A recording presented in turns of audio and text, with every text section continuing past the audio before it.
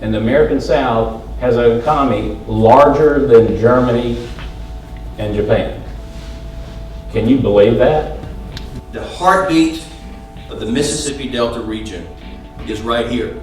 It is important that this part of the region continues to grow jobs and to provide economic opportunities. And sometimes just that line on a piece of paper between Memphis and northern Mississippi could be another mighty Mississippi too, right? But that's who we are, and it's us, and it's how do we bridge those barriers at times and be one.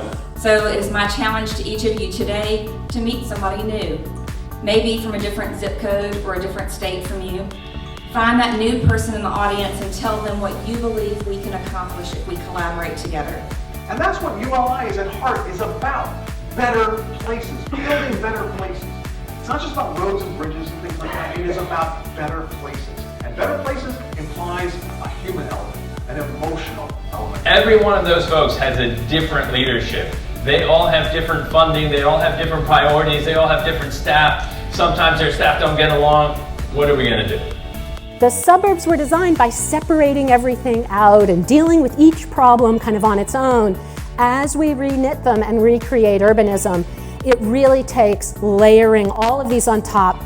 It takes public-private partnerships. It takes coordination. So that is where we're headed, and the question is, how are we going to handle that growth?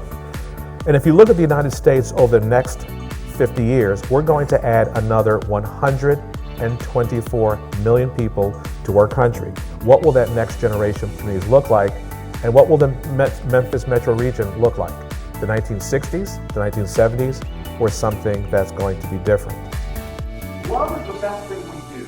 And it's about time we applied the best thing we do to the places that we live.